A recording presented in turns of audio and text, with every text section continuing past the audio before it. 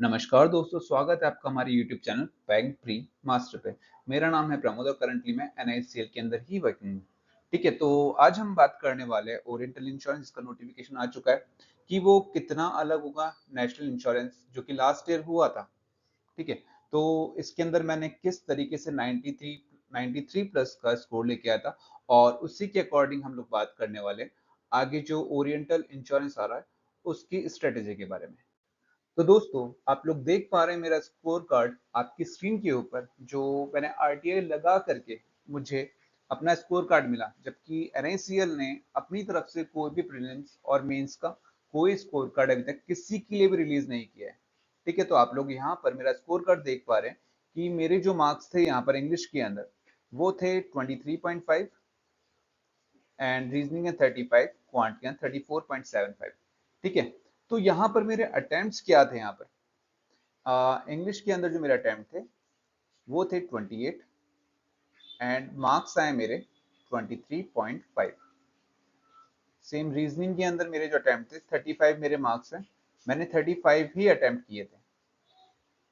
And quant की बात करते हैं, क्वांट के मेरे मार्क्स हैं, अटेम्प्ट थे 35 एंड मार्क्स है 34.75।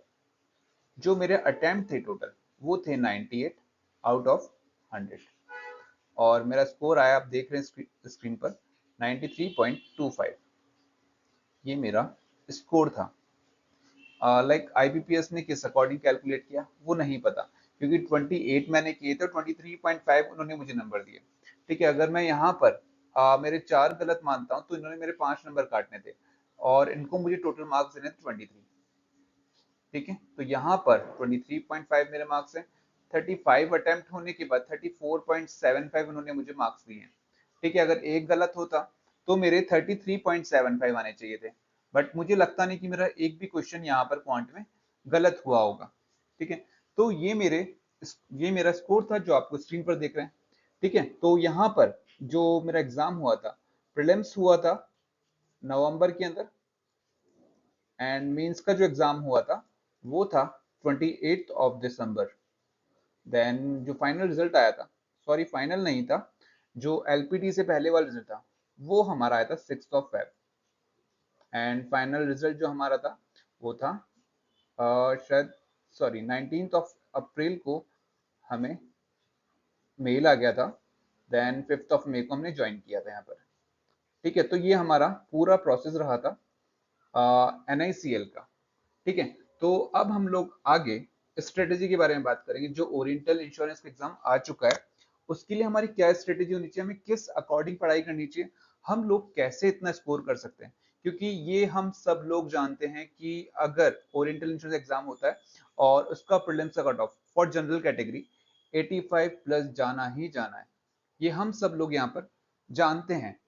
तो उसी अकॉर्डिंग हमें स्ट्रेटेजी भी बनानी कि हम ऐसा क्या प्रिपेयर करें कि हम उतना स्कोर कर पाए। ठीक है, तो हम लोग आगे मूव करते हैं यहाँ पर। तो हमारा सबसे पहला क्वेश्चन क्या होना चाहिए, NICL और OICL जो हमारा एग्जाम होगा, ठीक है, क्या डिफरेंस होगा NICL एंड OICL। ठीक है, तो यहाँ पर जो है क्या दोनों एग्जाम लेवल सेम होगा, हम उस बारे में बात करेंगे। ठीक है, दोनों ही असिस्टेंट है एंड दोनों ही एग्जाम कंडक्टिंग बॉडी है, वो है IBPS। ठीक है, तो सबसे बड़ी चीज आपको पता होना चाहिए यहाँ पर NICL OICL असिस्टेंट चाहे यूनाइटेड इंडिया हो चाहे न्यू इंडिया हो, इन सबके असिस्टेंट का एग्जाम लेवल सेम ही रहने वाला है। कुछ भी चेंजेस नहीं होगा कि ये नेशनल एग्जाम है ये ओरिएंटल का है। कोई भी एग्जाम बॉडी मतलब जो खुद इंश्योरेंस है वो एग्जाम कंडक्ट नहीं करवाती, यहाँ पर एग्जाम कंडक्टिंग बॉडी IBPS है। तो लेवल में कोई चेंज नहीं आने वाला, कोई एडिशनल सिलेबस आपको प्रिपेयर नहीं करना है यहाँ पर। जो आप लोग IBPS clerk, PO, RRB PO clerk, national insurance जो भी इसके लिए प्रिपेयर करते हैं, सेम ही पैटर्न है बैंक और इंश्योरेंस। बस फर्क ये है बैंक और इंश्योरेंस के अंदर कि बैंक का एग्जाम टफ आता है, इंश्योरेंस का एग्जाम कंपैरेटिवली बहुत इजी आता है। यहाँ पर कट ऑफ हाई जाता है लेकिन चांसेस हाई होते हैं सिलेक्शन के। क्यों? क्योंकि कुछ लोग लाइक वहां पर जो एग्जाम में पजल्स आती है, प्रीलिम सब क्वालिफाई करते हैं, लेकिन मेंस के अंदर क्या होता है, वहां पर कोई भी पजल आई, इवन मेंस की डीआई, हम बहुत बार स्ट्रक होते हैं, नहीं बना पाते। ठीक है, हमें समझ में ही नहीं आते जो आईबीपीएस के क्वेश्चन होते हैं, क्योंकि वो कैट लेवल के एक एडवांस लेवल पे चलता है। ठीक है, तो वो हमें समझ से ही परे होते हैं। इसलिए इंश्योरेंस एग्जाम जो एग्जाम का पैटर्न दिया हुआ है, इजी लेवल आता है, बस कट ऑफ आ जाता है। इतना सा फर्क है बैंक और इंश्योरेंस के एग्जाम में। तो जो लोग बैंक एग्जाम क्वालिफाई नहीं कर पाते, जो लोग सोचते हैं कि मींस के अंदर यार क्या आता है क्या नहीं आता, है ना, कि एग्जाम का लेवल ही ऐसे होता है कि हमें कुछ पता ही नहीं है एग्जाम में क्या आने वाला है, लेकिन यहाँ पर सारी चीजें प्रिडिक्टेबल होती है। लेकिन बैंक के मेंस के अंदर आप प्रिडिक्ट नहीं कर सकते कि पेपर में क्या आएगा, किस लेवल का आएगा। लेकिन यहाँ हम श्योर है कि ये टॉपिक आना है और उससे हम सॉल्व कर सकते हैं। ठीक है, तो बेसिक डिफरेंस जो है कुछ भी नहीं है, सेम पेपर है, सिर्फ डिफरेंस है बैंक और इंश्योरेंस के अंदर। ठीक है, तो NICL और OIC। अब हम बात करते हैं आगे, जो हमारी स्ट्रेटेजी रहने वाली है कि हम लोग किस तरीके से पढ़ाई करें। तो मूव करते हैं नेक्स्ट स्लाइड पे। तो अब हम यहाँ पर सबसे पहले बात करेंगे क्वांट को लेकर के, कि हम लोग कैसे क्वांट को अच्छा कर सकते हैं। तो क्वांट के लिए जो मेरा मानना है, तीन चीजें इंपॉर्टेंट है यहाँ पर। सबसे पहले कैलकुलेशन प्लस कंसेप्ट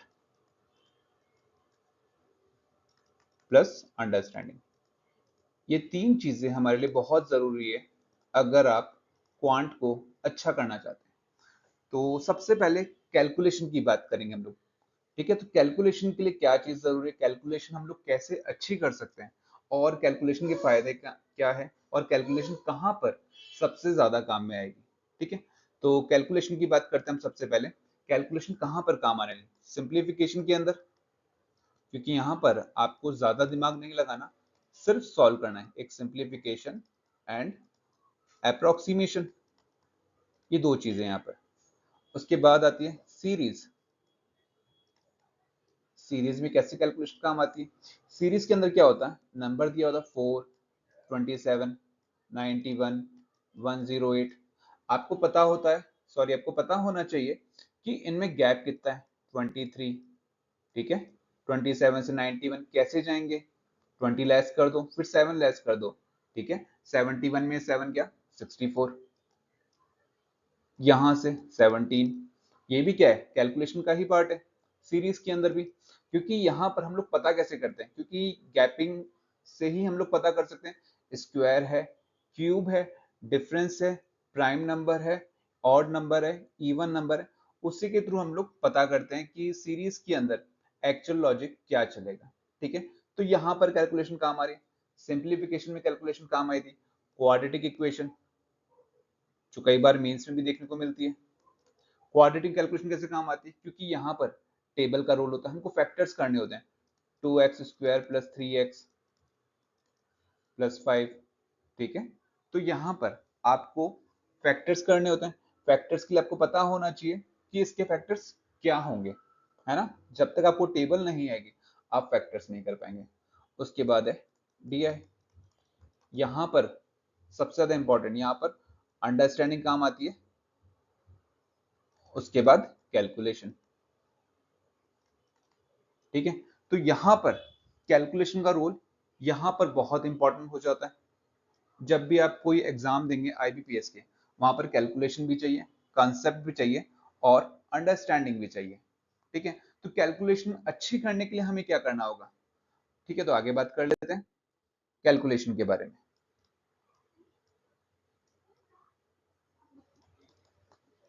कैलकुलेशन अच्छी करने के लिए हमें क्या क्या चीज आनी चाहिए। सबसे पहले स्क्वायर, ये मुझे लगता है शायद सभी को आते होंगे, स्क्वायर 40 तक, क्यूब्स एटलीस्ट 20 तक तो आपको आने ही चाहिए।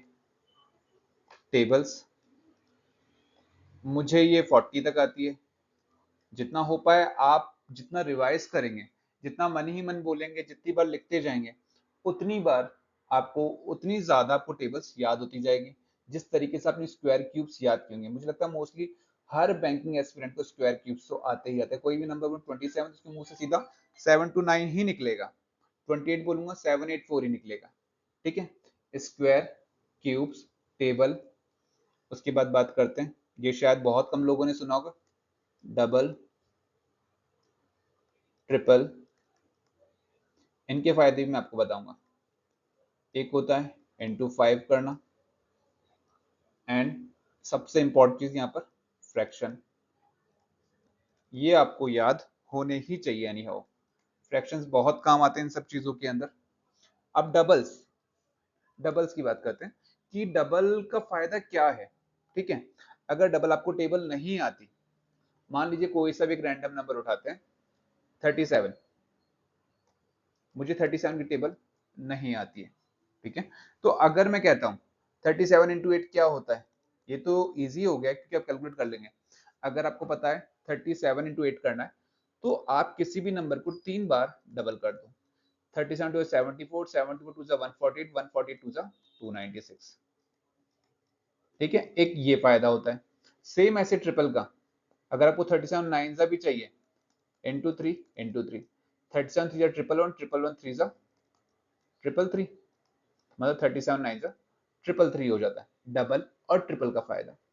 अगर आप किसी वैल्यू को इंटू 5 करना है ना, 36 इंटू 5 करना है, आप क्या करोगे, डायरेक्टली इसका आधा करके जीरो लगा दो, कोई भी नंबर है उसका, मतलब किसी भी नंबर का आधा करके उसको 10 से मल्टीप्लाई कर दो। मान लो 74 इंटू 5 करना है, तो 74 का आधा 37 और एक जीरो लगा दो। ठीक है, तो आपको सबसे पहले स्क्वायर्स आने चाहिए, क्यूब आने चाहिए, टेबल्स आनी चाहिए, डबल और ट्रिपल आने चाहिए, फ्रैक्शंस आने चाहिए। ठीक है, ये 5 चीजें बहुत इंपॉर्टेंट है। उसके अलावा इंटू 5 बहुत काम में आता है जब आप क्वेश्चंस करेंगे ना। मतलब मान लीजिए आपको चाहिए 36 इंटू 25 करना है, आप कैसे, या तो इस पूरे को मल्टीप्लाई करेंगे, ठीक है, या तो इस पूरे को मल्टीप्लाई कीजिए, या फिर कुछ स्ट्रेटेजी होती है, टेक्निक्स होती है, उनको फॉलो करके आप कर सकते हैं। ठीक है, लाइक हमने इंटू 5 किया था, यहाँ पे 36 इंटू 25 करोगे, तो मुझे पता है 36 इंटू 25 900 होता है। मुझे पता नहीं है, मैंने इसको सॉल्व कर लिया, कैसे किया। ठीक है, आगे मूव करते हैं हम लोग अगली स्लाइड।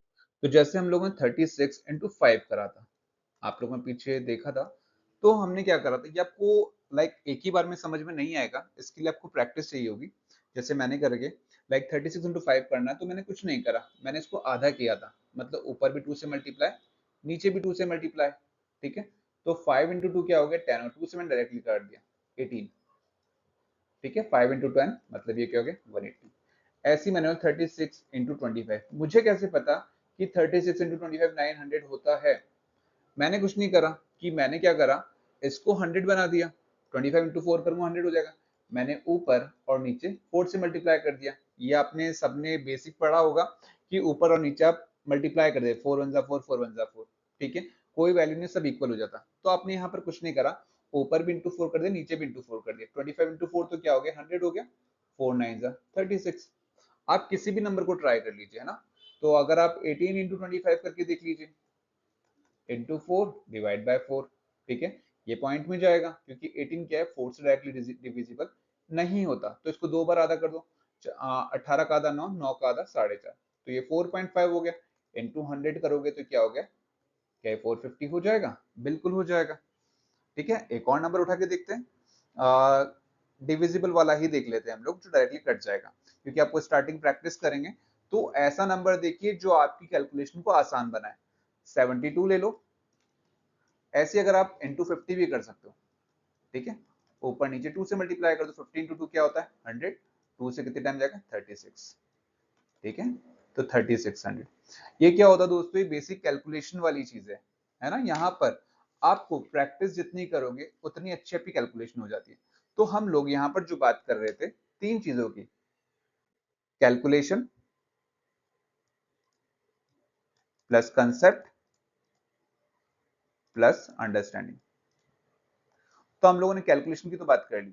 ठीक है, अभी कैलकुलेशन अच्छी कैसे करनी है, अगर आप मेरे साथ करना चाहते हैं कैलकुलेशन, तो उस बारे में भी हम लोग बात करेंगे, क्योंकि मैं यहाँ पर ऑनलाइन गूगल मीट के थ्रू क्लासेस भी लेता हूँ कैलकुलेशन के लिए, ताकि आप लोग कैलकुलेशन में एक्सपर्ट हो जाएं। ठीक है, तो हमारा दूसरा टॉपिक था कैलकुलेशन के बाद यहाँ पर कंसेप्ट। अब कंसेप्ट कहां पर काम आता है, ठीक है, तो कंसेप्ट यहाँ पर अर्थमेटिक के अंदर काम आता है। अर्थमेटिक क्या है, जो लैंग्वेज वाले क्वेश्चन है, ठीक है। तो कई लोग इन टॉपिक्स तक तो पहुंच ही नहीं पाते क्योंकि कैलकुलेशन वाली चीजों को सॉल्व नहीं कर पाते, लाइक सिंप्लीफिकेशन हो गया, ठीक है, डीआई। लोगों का फोकस यहाँ पर होता है। अगर आप लाइक इनका वेटेज 25 नंबर तक का होता है, लेकिन आपको अभी के टाइम पे अर्थमेटिक करनी ही पड़ती है, तो आपको 35 में से 25 क्वेश्चन आप लोग अटेम्प्ट कर पाते हैं। बाई चांस मान लो ये क्वेश्चन होगा, आपका टाइम पड़ा हुआ है, तो अगर आपको अर्थमेटिक नहीं आती तो आपका टाइम वेस्ट हो रहा है और आपका कॉम्पिटिटर यहाँ से आपसे आगे निकलता जाएगा। मैं ये नहीं कहता कि आप अर्थमेटिक में सारे टॉपिक करो, वही करो जो आपको आते हैं, सिर्फ वही करने जो आपको आते हैं। भले कोई कुछ भी कहे कि मेरे को मेंसुरेशन नहीं आता, मैं कहता हूँ छोड़ दो। मुझे टाइम एंड डिस्टेंस नहीं आता, छोड़ दो। प्रोबेबिलिटी नहीं आता, छोड़ दो। लेकिन कुछ तो टॉपिक हैं जो आप कर सकते हो, सारे नहीं कर सकते, लेकिन जो आपके एडिशनल टाइम बच रहा है उसको कहाँ यूटिलाइज करोगे, उसको वेस्ट तो नहीं होने दोगे। क्योंकि कई ऐसे अर्थमेटिक होते हैं कि आपको देखते ही देखते सॉल्व हो जाते हैं, 15-20-25 सेकंड के अंदर कई क्वेश्चंस बन जाते हैं। अगर आपके कंसेप्ट क्लियर हैं और आपकी उतनी अंडरस्टैंडिंग है कि यार मैं ये क्वेश्चन कर सकता हूँ, आपको ये पता होना चाहिए कि देखते के साथ ही मुझे पता पड़ जाएगा यार ये क्वेश्चन तो मैं कर ही लूंगा, मुझे कोई यहाँ पर बीट नहीं कर सकता इस क्वेश्चन के अंदर। तो ये जब आप प्रैक्टिस करते हैं तो आपको पता पड़ जाता है कौन सा क्वेश्चन आप कर सकते हैं, कौन सा नहीं कर सकते हैं, ठीक है। तो यहाँ पर अर्थमेटिक के लिए कंसेप्ट की बात कर रहे हैं हम लोग, है ना। ये 3 टॉपिक तो आपको वैसे भी आते हैं, क्योंकि अगर आप डीआई करते हैं तो आपको आता है रेशियो, एवरेज एंड परसेंटेज। ये 3 टॉपिक, सबसे इंपॉर्टेंट टॉपिक यहाँ पर रेशियो है और परसेंटेज है। कई लोगों का एवरेज भी नहीं आता है, बट एवरेज बेसिक आता है कि 3 नंबर को लाइक कोई से भी 3 रैंडम नंबर दे रखे हैं, उनका एवरेज निकालना है, तो आप तीनों का सम करके 3 से डिवाइड कर देना। हमको सिर्फ इतना एवरेज पता है, बट एवरेज कई बार ट्रिकी क्वेश्चन आते हैं एग्जाम के अंदर, इवन प्रीलिम्स के अंदर, तो बहुत सारे लोग उसमें उलझ जाते हैं। मैं खुद कहता हूँ कि एवरेज को क्वेश्चन पढ़ते आपको समझ में आना चाहिए कि मुझे क्वेश्चन करना है या स्किप करना है। अगर करना है तो सबसे लास्ट में करना है, ठीक है। अगर आप लोग चाहते तो मैं यहाँ पर आपकी स्ट्रेटेजी मैं खुद बनाऊंगा कि आपको कौन से क्वेश्चन अटेम्प्ट करने हैं, कौन से क्वेश्चन एग्जाम में छोड़ने होते हैं। मेरा जैसा बंदा होता तो मैं उसको एवरेज को छोड़ देता, मैं नहीं उठाता अगर मेरे पास टाइम बचा हुआ है तो उस क्वेश्चन को मैं उठाऊंगा यहाँ पर, ठीक है। तो मैं सबसे पहले रेशियो और परसेंटेज, ये आपको आना ही चाहिए। रेशियो बहुत इंपॉर्टेंट टॉपिक है, क्योंकि आपके हर एक टॉपिक के अंदर आपको अगर अरिथमेटिक के क्वेश्चन को सेकंड्स में खत्म करना है तो आपको रेशियो और परसेंटेज आना ही चाहिए। लाइक अंडरस्टैंडिंग के अंदर एक टॉपिक की बात कर रहा, डीआई एंड कैसलेट। बहुत सारे लोग कैसलेट छोड़ते हैं, बट कैसलेट कुछ भी नहीं है, सिर्फ और सिर्फ रेशियो का खेल है। अगर आपको रेशियो आता है तो आप कैसलेट को 1.5 से 2 मिनट के अंदर बना सकते हैं, इतनी इजी कैसलेट होती है। अगर आप उसको समझ गए तो ये 4 से 5 नंबर आपके फ्री के हो जाते हैं। मैं हर एग्जाम के अंदर कैसलेट बनाता हूँ, बहुत रेयर एग्जाम होते हैं जहां पर मैं कैसलेट छोड़ता आया हूँ, क्योंकि मेरा रेशियो बहुत अच्छा है यहाँ पर, ठीक है। तो आपको मैं कहूंगा बाकी टॉपिक छोड़ दो, जो टॉपिक मैं बता रहा हूँ सिर्फ उन टॉपिक को अच्छा कर लो, ठीक है। अब देखो रेशियो से ही टॉपिक निकलता है। सबसे पहले बात करते हैं टाइम एंड वर्क। ये मुझे नहीं लगता, बहुत कम लोगों को नहीं आता होगा, मतलब मोस्टली सभी लोगों को टॉपिक आता है, लेकिन एग्जाम में कई क्वेश्चन ट्रिकी आते हैं, हम उस बारे में ही बात करेंगे। ये टॉपिक आप कर सकते हैं विथ रेशियो मेथड।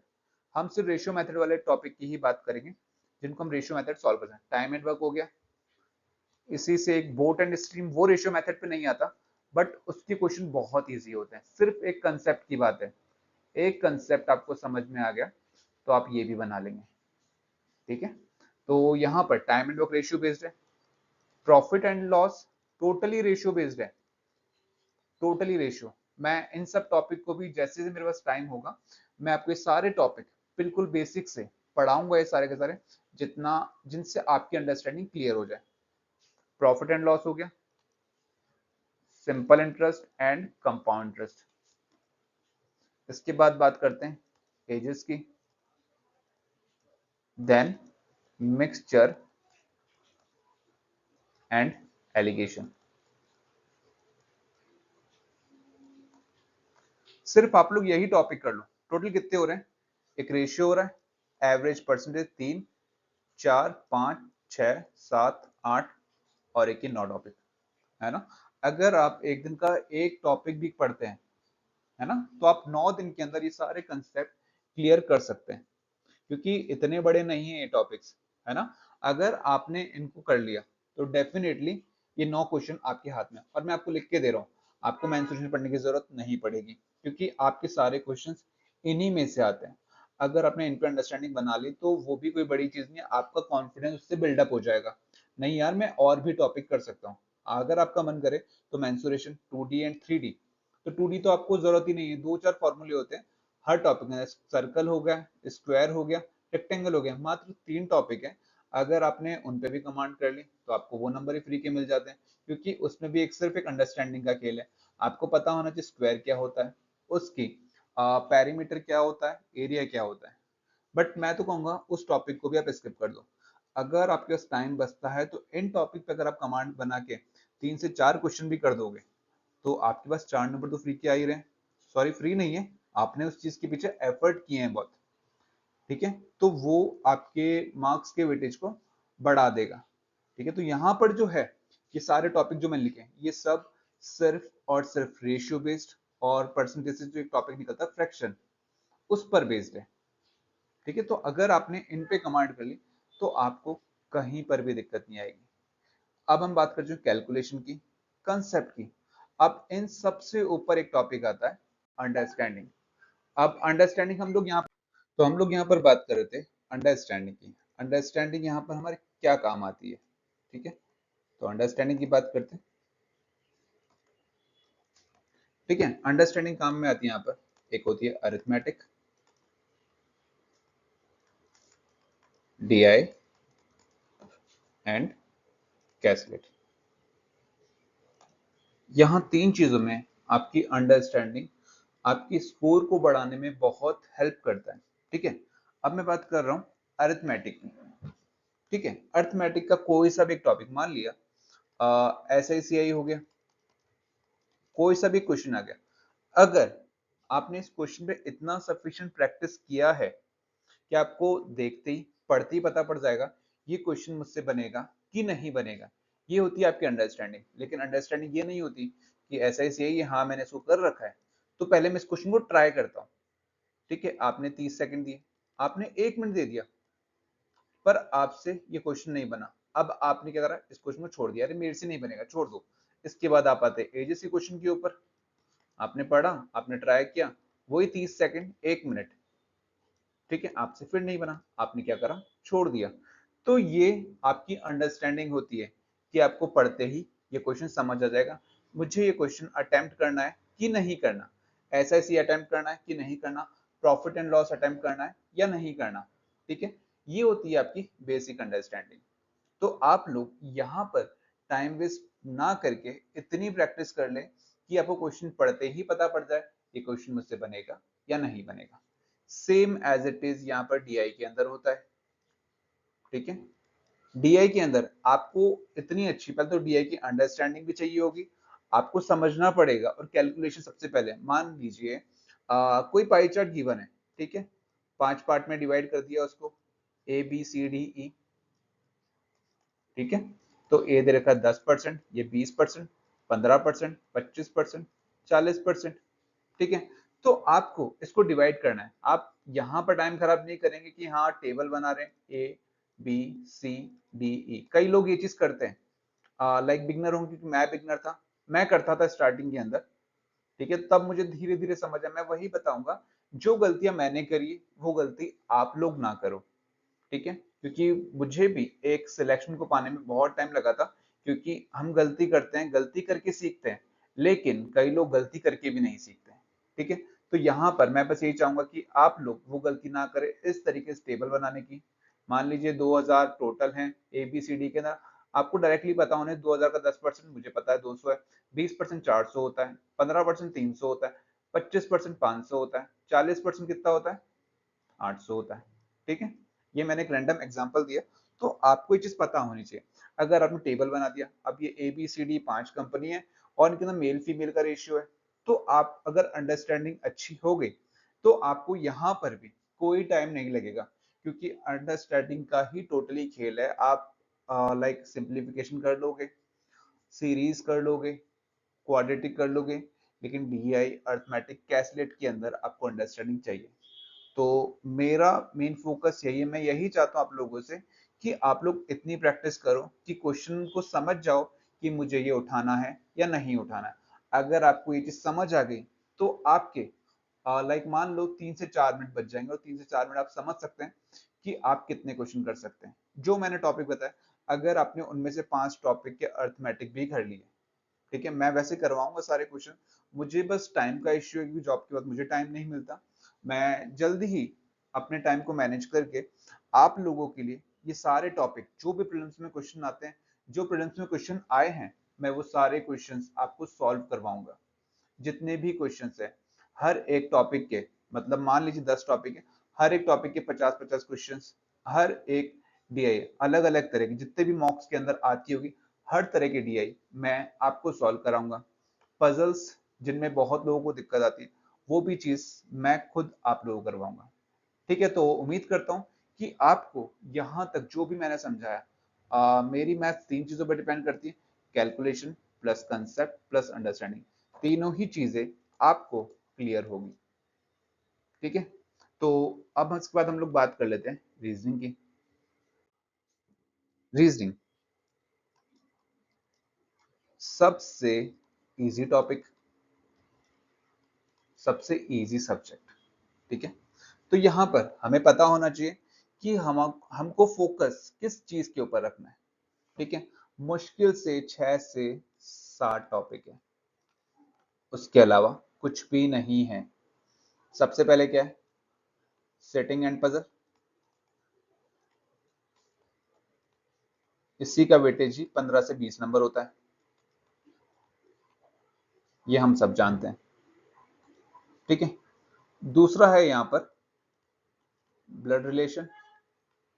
अच्छा नहीं लग रहा है, ठीक है। दूसरा यहाँ पर आता है ब्लड रिलेशन, ये भी 2 से 3 नंबर का आता है। 3 नंबर आता है। तीसरा डायरेक्शन, अगर कोई क्वेश्चन आया तो डेफिनेटली 3 नंबर का क्वेश्चन आएगा ही आएगा।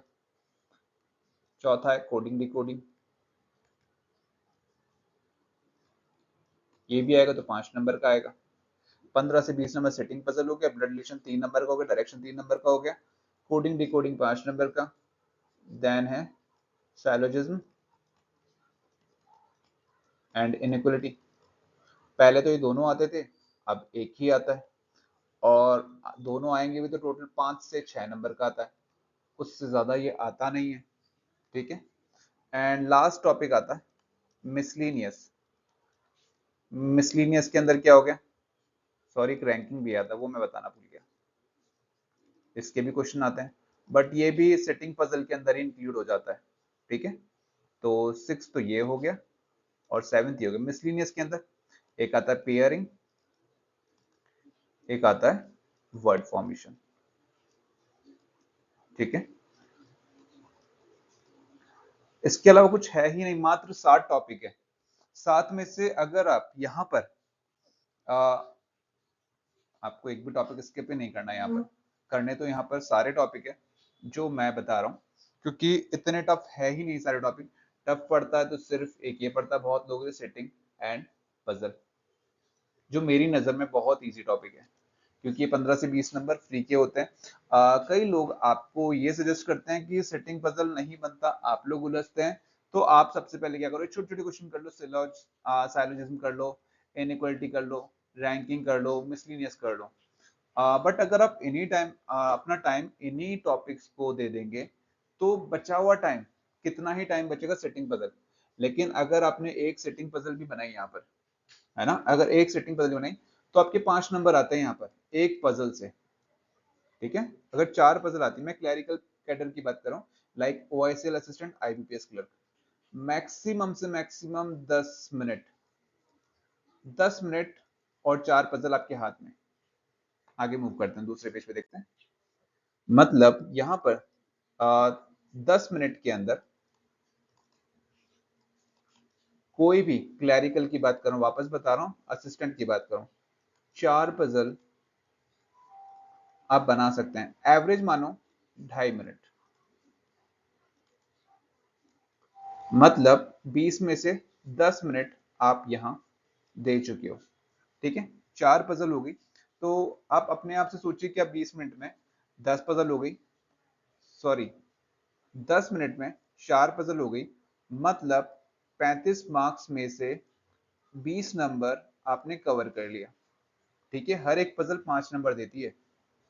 ठीक है, 20 नंबर आपने कवर कर लिया यहाँ पर। उसके बाद क्या बचता है, छोटे छोटे क्वेश्चन जो आपको उठाने, लाइक इसके बाद मैं आपको यही सजेस्ट करूंगा, जैसे कोडिंग डिकोडिंग हो गया, उसको उठा लो क्योंकि वो 5 नंबर है। 20 नंबर हो गया पजल, कोडिंग डिकोडिंग 5 नंबर।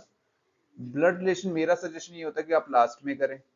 कई लोग उलझ जाते हैं क्योंकि एक आध लाइन ऐसी गिवन होती है कि आप उसको समझने में टाइम लगा देंगे।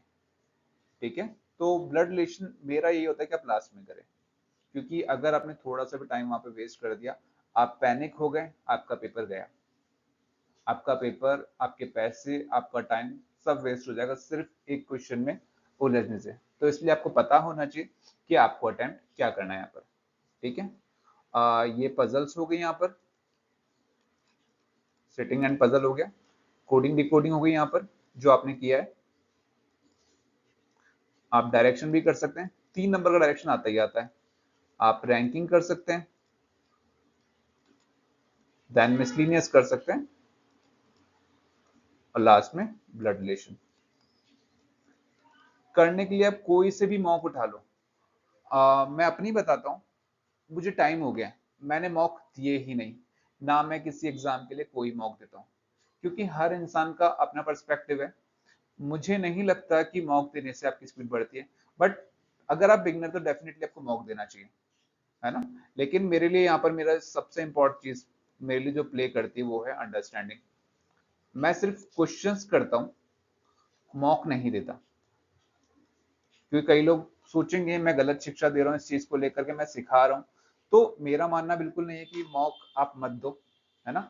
मॉक दो जब जरूरत पड़े, लेकिन स्टार्टिंग में मॉक कभी मत दो, क्योंकि मॉक आपका कॉन्फिडेंस, आपका मोरल डाउन कर देगा, है ना। तो जब तक आप सीख रहे हैं आप मॉक मत दो, मॉक से सिर्फ क्वेश्चंस करो, है ना। कोई से भी मॉक सबमिट करके आप क्वेश्चन दे सकते हैं, या जो आपके ऑलरेडी सबमिटेड है ना। स्टार्टिंग आप हमेशा क्लैरिकल से ही करें, कोई सा भी हो, लाइक आईबीपीएस क्लर्क हो गया, आरआरबी क्लर्क हो गया, एसबीआई क्लर्क हो गया। एसबीआई क्लर्क का शायद थोड़ा सा लेवल अप होता है, कोई सा भी मॉक उठा लो, है ना। अड्डा का उठा लो, गाइडली उठा लीजिए। बट कहते हैं टेक्स्ट बुक इजी आता, मैंने टेक्स्ट बुक कभी नहीं दिया, मैंने सिर्फ अड्डा ही दिया है। मैं प्रमोट नहीं कर रहा किसी को भी, बट अड्डा मुझे लगा कि कन्वीनियंट है, अगर आप एक प्राइस वाइज भी और क्वेश्चन करने के लिए इतने ज्यादा टफ नहीं देता, लाइक जैसे ओबी देता था, ऑलिव बोर्ड वगैरह। अब नहीं पता क्या लेवल देता होगा, क्योंकि मेरे पास शुरू से अड्डा रहा है, मैं उसके अलावा किसी पे कभी स्विच नहीं करा। हाँ, एक गाइडली को जरूर मैंने फॉलो करा, गाइडली का बहुत अच्छा लेवल रहता है।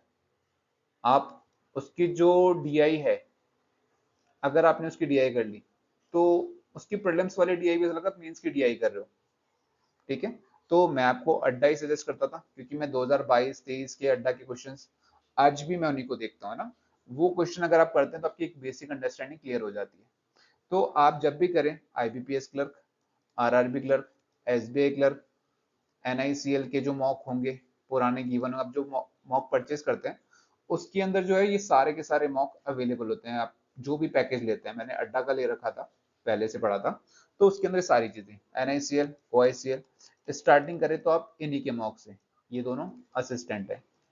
ठीक है, पीओ पे बिल्कुल भी ना जाए, तो आप इन सारे मॉक्स की रीजनिंग को उठा करके देना स्टार्ट करें। अगर आपने कोई मॉक दे लिया, खत्म हो गए, वापस दे लो, कोई दिक्कत नहीं।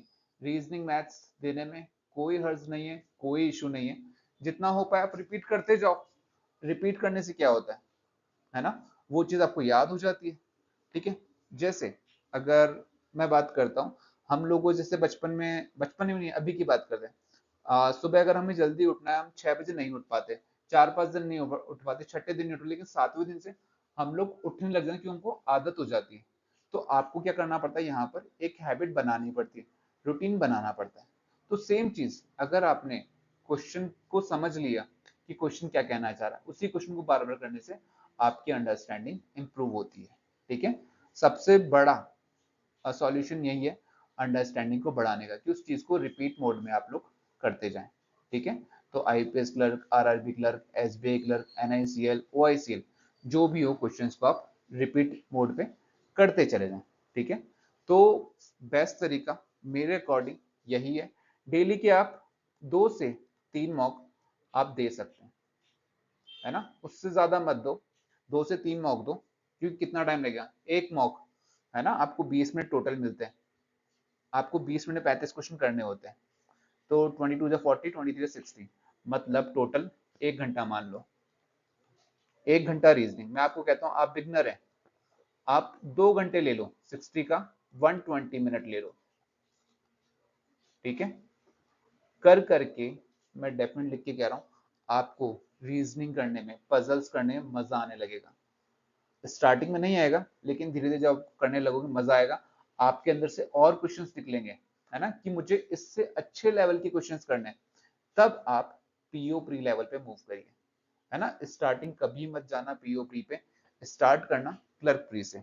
जब आपको मजा आने लगे मैथ्स के अंदर, रीजनिंग के अंदर, तब आपको लगेगा यार मैं कर सकता हूँ। ठीक है, तो मुझे सिर्फ वही चाहिए कि वो कॉन्फिडेंस आपके अंदर आ जाए। ठीक है, तो ये बात हुई अभी तक हमारी मैथ्स और रीजनिंग की। बात करते हैं जो सब लोगों के लिए टफ है, कभी मेरे लिए भी हुआ करता था बट अब नहीं है। ठीक है, बहुत सबके लिए नहीं कहूंगा, हाँ, बट मोस्टली लोग डरते हैं इस चीज के अंदर, इंग्लिश के अंदर, क्योंकि श्योरिटी ही नहीं आती। लाइक मैंने भी 28 करे, जैसा मैंने स्कोर कार्ड दिखाया था, मेरे 23.50 मार्क्स आए हैं। ठीक है, ना बुरे हैं ना अच्छे हैं, मैं अपने आप को नहीं कहता कि मैं इंग्लिश में बहुत अच्छा हूँ, बट हाँ मैं ये जरूर कहता हूँ कि मैं इंग्लिश में बहुत बुरा था, बहुत बुरा था, कि मेरे क्लैरिकल के अंदर आउट ऑफ 30 5 से 6 नंबर, इवन मैं ये नंबर देख के भी खुश हो जाता था कि यार 5-6 नंबर आ गए। उस टाइम पे कट ऑफ भी 3 से 4 नंबर जाता था, अब तो खैर 10 नंबर प्लस ही जाता है, 10 प्लस जाता है। ठीक है, तो ये 5-6 नंबर, है ना, मेरा फोकस ये नहीं है 3-4 नंबर कट ऑफ या 5-6 नंबर नहीं है, मैं बस आपको बताना चाह रहा हूँ कि मैंने 5-6 नंबर से इतने नंबर पे आया हूँ, और अब मैं विद कॉन्फिडेंस आता हूँ कि मेरा ये सही होगा, है ना, क्योंकि मैं खुद भी बहुत स्टक हुआ इंग्लिश के अंदर, मैं खुद बहुत परेशान होता था कि कैसे इम्प्रूव करूं। इवन मैं आपको बताता हूँ, मेरे एनआईसीएल के मींस के अंदर 27 नंबर आए थे आउट ऑफ 40, ये एनआईसीएल मींस का है, मैंने करे थे 34। मैंने स्कोर कार्ड नहीं दिखाया आपको मेरा, जो मेरा मेंस का स्कोर है, क्योंकि अभी इंपॉर्टेंट प्रीलिम्स है, क्योंकि हम लोगों का फोकस हुआ है। मेरे कोई ज्यादा अच्छे मार्क्स नहीं थे, बट हाँ ये है कि इतने मार्क्स थे कि मैंने सिलेक्शन ले लिया। ठीक है, तो यहाँ पर जो बात कर रहा हूँ मैं, इंग्लिश कैसे अच्छी करें, मैंने बहुत ट्राई किया था इंग्लिश को अच्छा करने के लिए, है ना, कि मैंने ग्रामर पढ़ा, मैंने निमिषा बंसल को देखा, मैंने बहुत जनों को देखा, एक से एक यूट्यूबर देख लिए, पता नहीं कितने सारे यूट्यूबर को देखे, मुझे कोई समझ नहीं आया। मैंने ऑफलाइन क्लासेस ली, मुझे कोई सॉल्यूशन नहीं मिला, बहुत टाइम खराब किया मैंने इंग्लिश के पीछे भाग भाग के। मुझे कहते थे रीडिंग करो, मुझे समझ ही नहीं आती रीडिंग, इवन मुझे लगता था कि स्टोरी ही है जो मैं समझ सकता हूँ, है ना, क्योंकि मैं सिर्फ स्टोरी तक मुझे समझ आता था, क्योंकि मैंने बचपन से वही पढ़ी थी। इंग्लिश के अंदर मैंने कोई नॉवल नहीं पढ़ी है ना, मैंने कोई आर्टिकल नहीं पढ़े, बट पता नहीं कैसे मैंने कुछ चीजों पे मैंने अपने आप पे वर्क करा है, उस चीज को लेकर के। अब मैं वो चीज बता देता हूँ, है ना। तो देखो मैं फालतू बातें नहीं करूंगा, सिर्फ एक ही बात करूंगा जो आप लोगों को पढ़ना चाहिए। ठीक है, तो अगर आप सबसे पहले लोग जैसे किसी भी यूट्यूब पे जाओगे या किसी के पास जाओगे, वो सजेस्ट यही करेगा ग्रामर पढ़ लो, ग्रामर के सारे टॉपिक पढ़ लो, बट आईबीपीएस एक ऐसी एग्जाम कंडक्टिंग बॉडी है जहां पर ग्रामर का रोल जो है ना के बराबर है। मैं ना नहीं कह रहा, ना के बराबर है। ना का मतलब मुश्किल से 5% आउट ऑफ 100। ठीक है। मैं तो ये भी नहीं कहता कि आपको 5 मिनट पढ़नी चाहिए। ठीक है, क्योंकि ग्रामर आती ही नहीं, क्योंकि हमारा मोस्टली पोर्शन जो आता है रीडिंग में से ही आता है।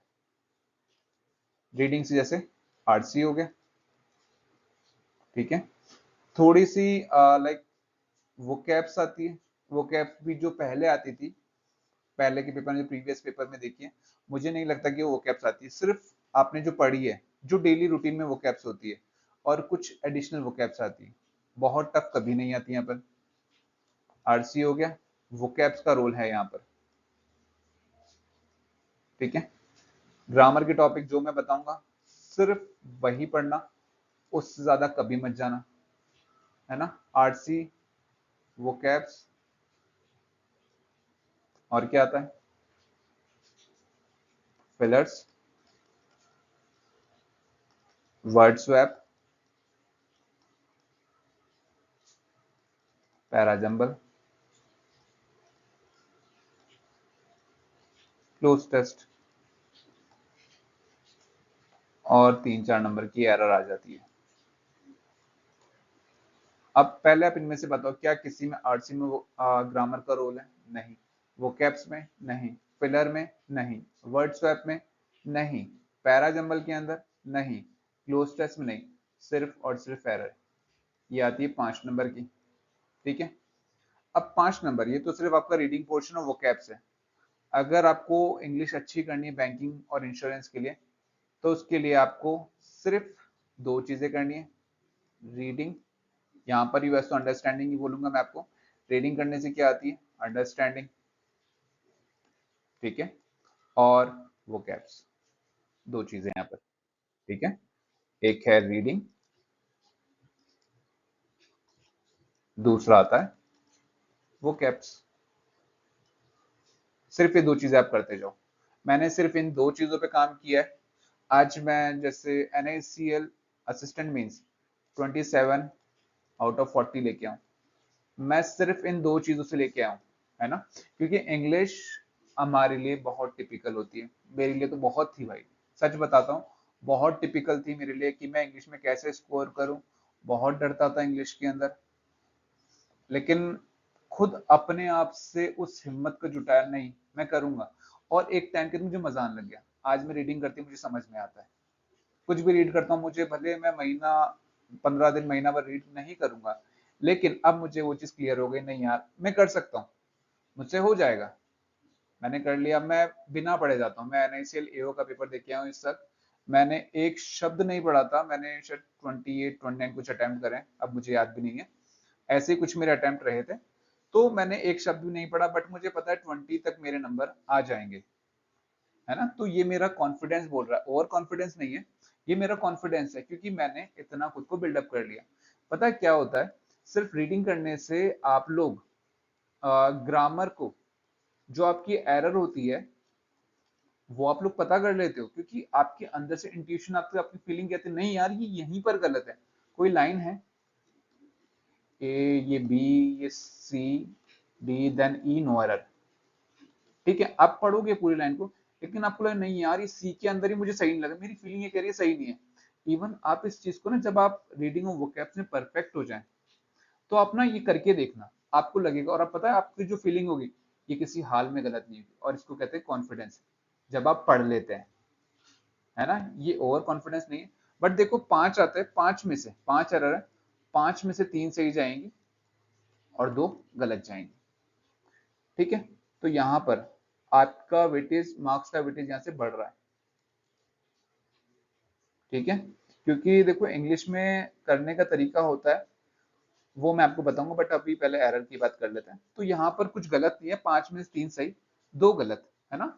तो ये भी एक आपका अच्छा स्कोर है, आपका कॉन्फिडेंस बिल्डअप करता है। जब आप देखोगे ना कि आपने जो करा है, आपने जो भी अटेम्प्ट करा है यहाँ पर, कि यार ये सही हुआ है, और जब आप चेक करोगे उसके लाइक, आप लोग कहाँ से मॉक में ही देखते हैं, मॉक के अंदर जब आप सॉल्यूशन देखोगे, तो यार आप देखोगे यार मेरी फीलिंग कितनी सही है यहाँ पर, कि कितना सही गया मेरा। तो वो आपका कॉन्फिडेंस बिल्डअप करता है। ठीक है। तो कॉन्फिडेंस वहां पर काम में आता है। तो मैं आपको ये भी बताऊंगा कि आपको ये नहीं कहूंगा ग्रामर पूरा इग्नोर करो। ग्रामर में क्या पढ़ना है, सिर्फ 2 से 3 टॉपिक जिन पे मैंने बहुत अच्छी कमांड करी है, ठीक है। एक टेंस, टफ नहीं है, सॉरी, सब्जेक्ट, वर्ब, अग्रीमेंट। मैंने सिर्फ इन 2 को पढ़ा है और कुछ नहीं पढ़ा, क्योंकि इनसे मुझे क्या मिलता है, एक अंडरस्टैंडिंग मिलती है। अंडरस्टैंडिंग कैसे, कि मैं कुछ सेंटेंस स्टार्ट करा, राम और Shyam are going to Delhi, ठीक है। राम और श्याम गोइंग टू दिल्ली। अच्छा पेन नहीं मिला, ठीक है वाइट ही ले लेते हैं। अब देखो, मुझे कैसे पता पड़ा राम और Shyam are going to Delhi, है ना। मैं कैसे पता कर सकता हूँ कि एरर क्या है, क्योंकि मैंने क्या पढ़ा, सब्जेक्ट वर्ब अग्रीमेंट। क्योंकि कुछ भी आप लाइन आएगी, आप सिर्फ ये देखो स्टार्ट कहां से करोगे, ये सब्जेक्ट है, सब्जेक्ट के अकॉर्डिंग वर्ब लगा है कि नहीं लगा। एरर जब भी आप स्टार्ट करते हैं तो मैं आपको ये बता रहा हूँ, सब्जेक्ट पढ़ो, उसके अकॉर्डिंग वर्ब लगा है कि नहीं लगा है। सबसे पहले मोस्टली एरर्स जो आती है वो यही आती है एग्जाम के अंदर, है ना। आप चेक करोगे, अगर 5 है, 5 में से 2 में एरर तो आपको स्टार्टिंग में मिल जाएगी, ए या बी के अंदर। फिर लास्ट में जो आती है वो आपकी रीडिंग बिहाफ पे इंप्रूव होती चली जाएगी इंग्लिश के अंदर, ठीक है। तो आप लोग समझ रहे होंगे जो मैं यहाँ पर कहना चाह रहा हूँ, कि आपको इंग्लिश के लिए कोई ज्यादा ग्रामर नहीं पढ़नी, सिर्फ 2 टॉपिक पढ़ने, और कोशिश करो, ठीक है। नेक्स्ट पेज पे आता है, कोशिश करो रीडिंग करने की, है ना। क्योंकि मैंने रीडिंग के पीछे इतना पढ़ा हूँ, इतना भागा हूँ, कि मैं सोचता था कि मैं कैसे अच्छी कर लूं, है ना। मैंने एक ही पैसेज को, पैराग्राफ बहुत इजी पैराग्राफ है, ट्री के ऊपर हो गया, मुझे वो भी समझ नहीं आते थे एक जमाने के अंदर। लेकिन अब मैं अच्छे से अच्छे इन्फ्लेशन के ऊपर इकोनॉमिक बेस पे मेरी रीडिंग इतनी अच्छी हो चुकी है कि मुझे पढ़ते ही समझ में आता है ना। लाइक मेंस वाले भी मुझे इजी वे में समझ में आते हैं, कि एक बार रीड करूंगा मुझे समझ आ गया। बट ये नहीं कि एक ही बार में पूरा क्लियर हो गया, क्योंकि उसके लिए चाहिए तो रेगुलर प्रैक्टिस, है ना। तो अगर आप प्रैक्टिस के अंदर तो डेफिनेटली आपको समझ आएगा। तो अगर आप रीडिंग करते हैं तो आपकी स्किल्स डेवलप होती चली जाएगी उस चीज को समझने की, ठीक है। तो आपको रीडिंग, वोकैब्स एंड ग्रामर के सिर्फ 2 टॉपिक, आप 3 चीजों के बेस पे वोकैब्स कहां से करेंगे, जितने भी आप मॉक दे रहे हैं हर एक शब्द को लिखते जाओ, हिंदी में मत लिखिएगा प्लीज, है ना। जो भी चीजें कोशिश करो उसको इंग्लिश में लिखने की, हिंदी में लिखोगे, हिंदी में याद करोगे तो दिक्कत होगी, कोई खास दिक्कत नहीं होगी, अपना अपना तरीका है। बट आप इंग्लिश के अंदर हिंदी को मत डालो प्लीज, मेरा यही मानना है। क्योंकि जब आप पेपर देते हो आईपीएस का तो उसमें साफ लिखा हुआ था मैथ्स और reasoning will be available in Hindi, but English जो है हिंदी में अवेलेबल नहीं होगी। तो इसीलिए कोशिश करना कि वो कैप्स को इंग्लिश में ही लिखो, ठीक है। अब इसको करने का तरीका क्या होता है एग्जाम के अंदर, एक मेथड चलता है, चलता नहीं वो हम लोग फॉलो करते हैं, एलिमिनेशन मेथड। कोई मेथड भी नहीं है ये, एक्चुअल में क्या है, A B C D E 5 option आते हैं, आपको सिर्फ यहां पर ऑप्शंस को एलिमिनेट करते जाना है ना। आप पढ़ रहे हो, मान लो कोई फिलर आया, कोई भी लाइन लिखी, अभी मेरे पास कोई एग्जांपल नहीं है, बट मैं आपको ये चीज भी जल्दी करवाऊंगा। आप कोई भी फिलर आया, उसमें से आप क्या करोगे, माना कि ये और ये फिट नहीं हो रहा, ठीक है, डी भी फिट नहीं हो रहा, आपने क्या करा, 3 तो एलिमिनेट कर दिए, बचा क्या, सी और ई। अब यहां से आपको बिठाना होता है ना। तो आप जब भी इस तरीके से एलिमिनेट करोगे, आप हर क्वेश्चन को ऐसे ही करना, हर क्वेश्चन को, इवन वर्ड स्वैप तक भी एलिमिनेशन से होता है, पैरा जंबल हो गया, सेंटेंस रीअरेंजमेंट, सब चीजें आप पैरा लाइक एलिमिनेशन से आप कर सकते हैं, ठीक है। 2 में से आपका एक ना एक ऑप्शन सी या ई में से एक तो सही जाएगा, ठीक है। इंग्लिश करने का बेस्ट तरीका अकॉर्डिंग टू मी, आप रीडिंग करो, वोकैब्स करो। मैंने वोकैब सिर्फ और सिर्फ मॉक में से करी है, मैंने कोई एडिशनल वोकैब नहीं पढ़ी, मैंने कोई वोकैब का वीडियो नहीं देखा, ठीक है, मैंने कोई ग्रामर नहीं पढ़ी, सिर्फ और सिर्फ इसी बिहाफ पे मैं अपना स्कोर लेके आया। मैं चलिए आपको यहाँ से मेरा मेंस का स्कोर भी दिखाता हूँ, एनआईसीएल का जो रहा है मेंस स्कोर कार्ड। उसके साथ हम लोग ये वीडियो भी हम यहीं पर एंड करेंगे।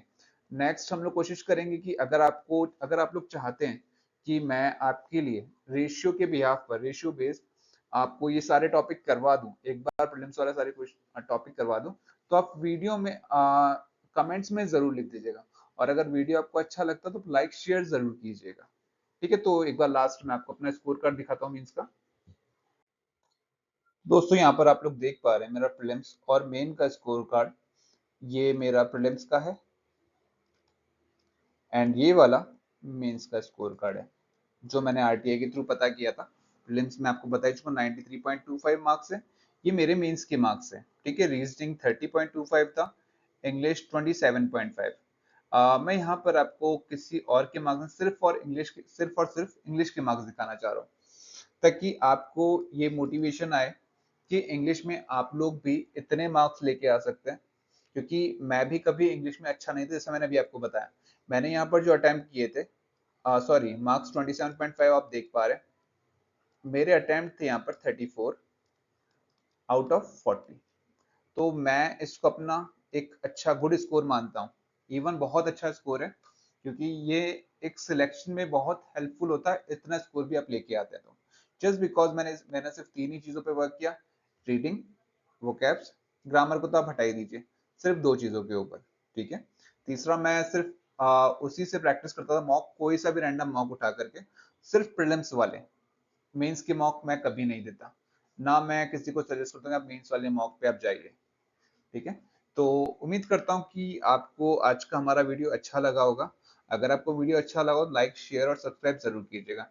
एंड हाँ, अगर आप लोग चाहते हैं कि मैं आपको रेशियो मेथड के थ्रू आपको अर्थमेटिक के टॉपिक कराऊं, डीआई की अंदर अंडरस्टैंडिंग बढ़ाने में हेल्प करूं, रीजनिंग की पजल्स में आपकी हेल्प करूं, तो प्लीज आप कमेंट सेक्शन में जरूर लिखिएगा।